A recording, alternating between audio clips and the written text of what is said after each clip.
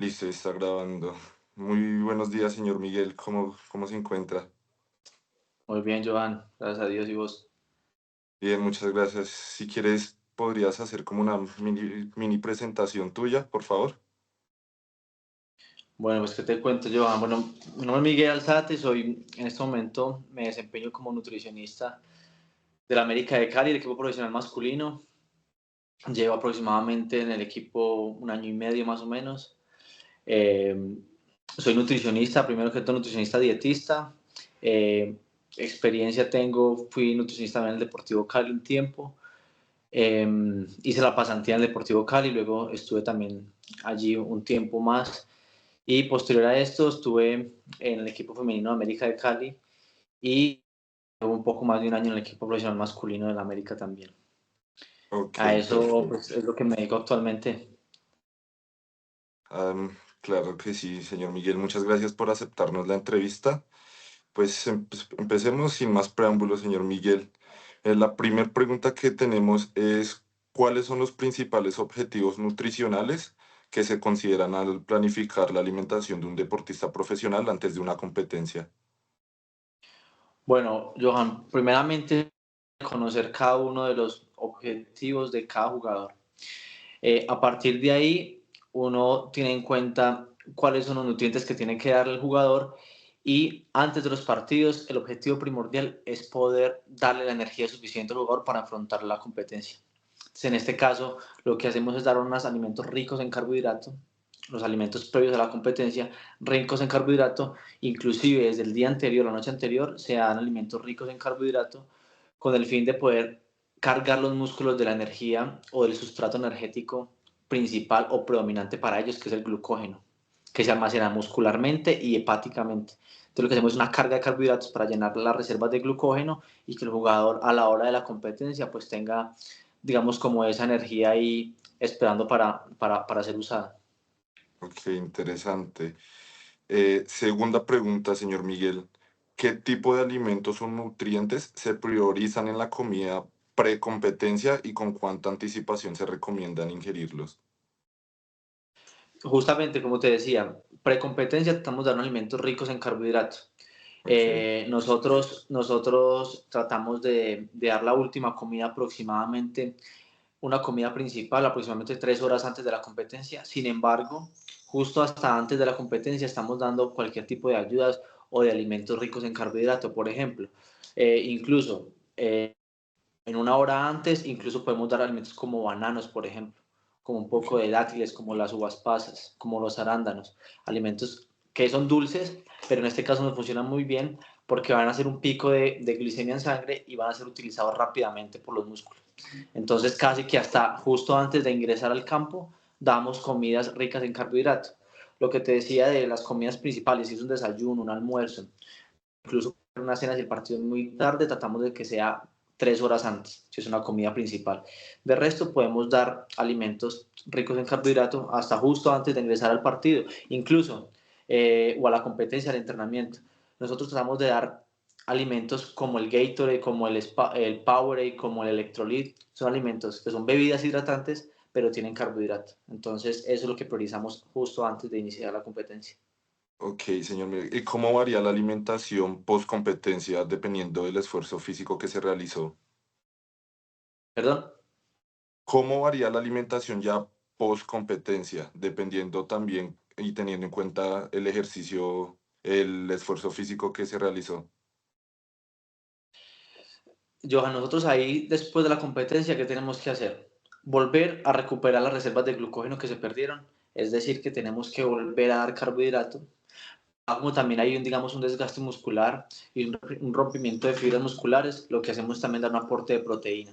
Entonces, aquí también es indispensable dar un aporte de proteína acompañado en un aporte de carbohidratos. A partir de esa premisa, nosotros empezamos a diferenciar, en mi caso, por ejemplo, los minutos jugados de los jugadores. Entonces, un jugador que tuvo un desgaste de 90 minutos o incluso un poco más, entonces hacemos una pequeña carga mayor. Nosotros puede que nos vayamos a algo más minucioso de ir vamos a usar 0,3 de proteína por kilo de peso del jugador.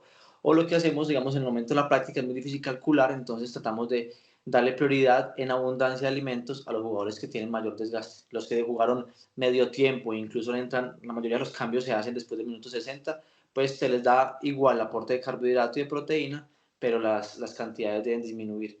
Y también pues se les puede acompañar con un poco de vegetales, aunque en este caso no son tan primordiales por el tema de que tenemos que recuperar al jugador de lo que, digamos, las reservas que perdimos de energía y de glucógeno. Ok, señor Miguel. Y para usted, ¿qué papel juega la recuperación nutricional inmediata aquí con futbolistas profesionales? Johan, la recuperación a partir de la alimentación, después del partido, después de la competencia, es fundamental.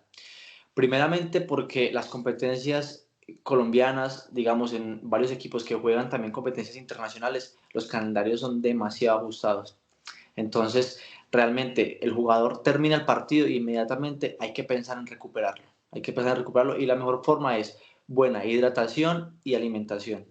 Entonces, es fundamental a dar el aporte de carbohidrato y proteína después de la competencia de entrenamiento, porque si dejamos pasar seguramente mucho tiempo en la próxima alimentación post ejercicio, empiezan a haber las molestias musculares, mayor probabilidad de lesiones. Entonces es fundamental poderle brindar al deportista y tener, digamos, esa garantía de buena alimentación después del ejercicio.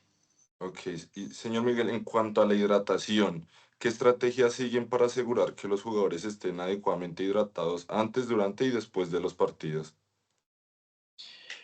Excelente pregunta, Johan. La hidratación es fundamental. Nosotros usamos mucho técnicas, que son todos los suplementos que nos ayudan a potenciar el rendimiento. Y hay un montón que nos ayudan, pero la principal ayuda ergogénica es el agua.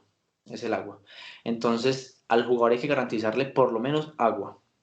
Y una de las formas de medir la cantidad de agua, incluso, pues para que ellos lo sepan, yo siempre les pongo en los baños de la sede, les pongo, digamos, una escala de colorimetría urinaria, que es una escala de 1 a 8, y ahí te muestra el color de la orina. Entonces, ellos saben que la orina tiene que ser amarillo clarito para, digamos, garantizar que está bien hidratada. Pero Ok, para llevarlo a un método más cuantificable, nosotros lo que hacemos es hacer una tasa de sudoración.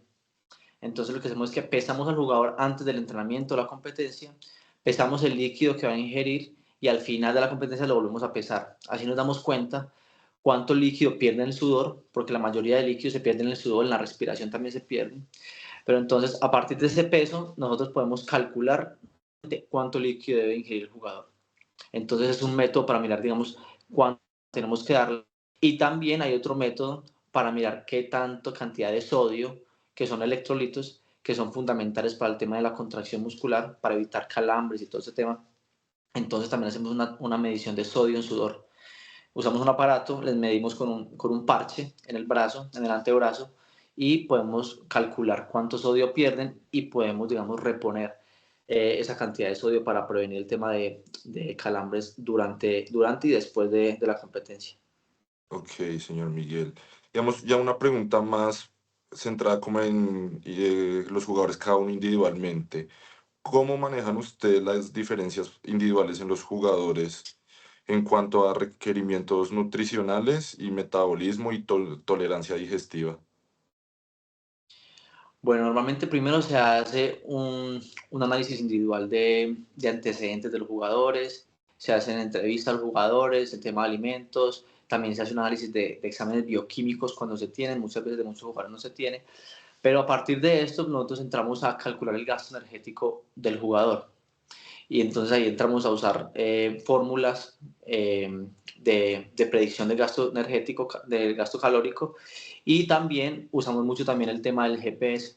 Entonces el GPS nos da el gasto energético del jugador durante el entrenamiento. Nosotros, a través de fórmulas predictivas, buscamos y hallamos el gasto energético, digamos, de las otras actividades diarias y basales. Y así lo que hacemos es calcular cuánto es el requerimiento calórico y a partir de ahí se planea valga la redundancia, un plan nutricional para el jugador. A partir, también tenemos en cuenta los gustos de los jugadores, pero también hay cosas que no son negociables. Entonces, hay cosas que el jugador hay que decirle que tiene que tener en cuenta o imponerles, pero hay otras cosas que se pueden negociar y se les puede dar un poco de manejo. Pero así más o Sí. menos se realiza el análisis del gasto energético. Ok, señor. Señor Miguel, ¿qué tipo de suplementos se utilizan? Y si se usan y bajo qué criterios se determina su necesidad y dosificación. Bueno, nosotros usamos suplementos y usamos suplementos como, por ejemplo, usamos proteína, usamos creatina, usamos omega 3, usamos colágeno, usamos cafeína, usamos betalanina, usamos una serie de suplementos. Primero, el primer criterio es que sean suplementos de tipo A. Entonces, el Instituto Australiano del Deporte clasifica los suplementos de 4 tipos. Tenemos la A, B, C y D. Y en la tipo A son los suplementos que están verificados, que tienen mayor evidencia científica y que son seguros para su uso. Empieza la C, son suplementos que han sido, la B, perdón, suplementos que no han sido estudiados, pero no tienen mucha evidencia. La C son suplementos que de pronto no tienen mucha ayuda, digamos, o no potencian mucho el rendimiento. Y el tipo D son suplementos que causan doping. Entonces, nosotros lo primero es usar solo suplementos del tipo A. Y a partir de allí empezamos a mirar la clasificación, perdón, la dosificación, dependiendo el tipo de jugador. Entonces, por ejemplo, la creatina. La creatina es un suplemento que nos ayuda a aumentar la potencia, fuerza muscular. Entonces, la dosificación de la creatina, para ser exactos, es 0,1 gramos por kilo de peso. Entonces, un jugador de 70 gramos le doy 7 gramos de creatina. Y a un jugador de 80 le doy 8 gramos de creatina al día. Entonces, esas son las formas para dosificar la creatina. Por ejemplo, la cafeína. La cafeína es un suplemento que lo que hace es que estimula el sistema nervioso central, entonces aumenta la concentración de los jugadores.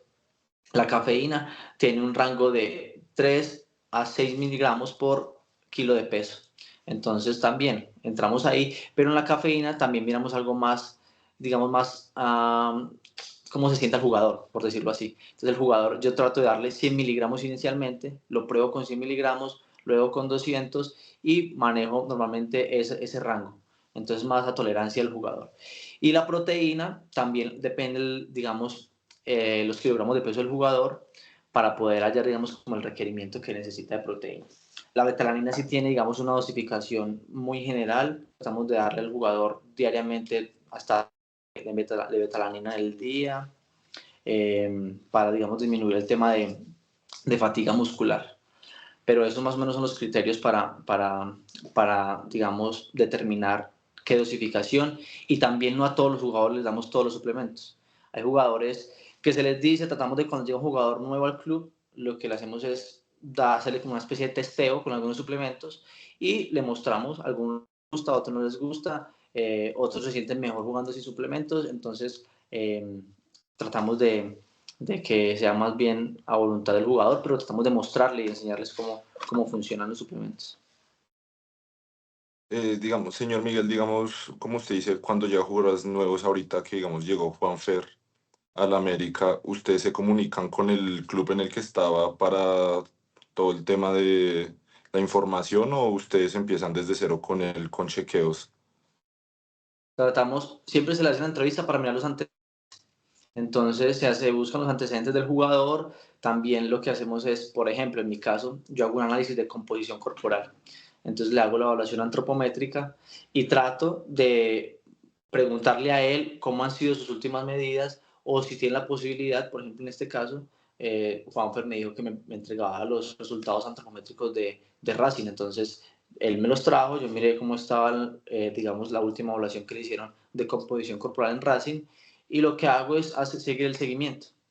Lo que hago es determinar el seguimiento y poner, digamos, los objetivos para él, digamos, en el caso que se encuentre. Ok, señor Miguel, y ya la última pregunta para acabar. Finalmente, ¿cómo se evalúa y monitorea el estado nutricional de los jugadores a lo largo de la temporada para ajustar los planes de alimentación?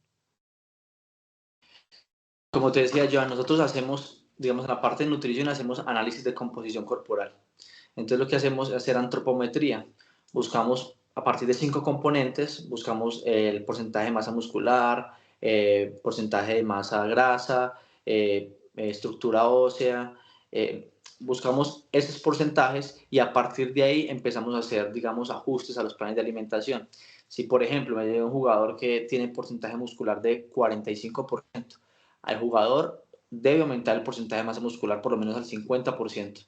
Entonces lo que hacemos ahí es ajustar el plan, un plan más hipercalórico. Al mismo tiempo hay que hablar y hay que tener una comunicación muy de cerca con el preparador físico, porque si yo ajusto el plan de la alimentación, el preparador físico también tiene que ajustar un poco el plan de entrenamiento. Entonces lo que hacemos es hacer el ajuste, pero todo eso a partir de las medidas antropométricas. Mirar cómo está de grasa, cómo está de músculo, y a partir de ahí se bajan o se aumentan cantidades y composición de los alimentos. Ah, listo, señor Miguel, interesante todo esto. Muchísimas gracias por brindarme el tiempo, por sacarme un espacio para esta entrevista. Se lo agradezco mucho y en verdad muchísimas gracias, señor Miguel. No, Joan, con mucho gusto. Con mucho gusto, espero que les sirva y cualquier cosa ahí estamos a disposición. Listo, señor Miguel, muchísimas gracias. Que tenga un resto de día bueno y una buena Semana Santa, señor Miguel. Listo, Joan, muchas gracias, esté bien. Dale, hasta luego. Hasta luego.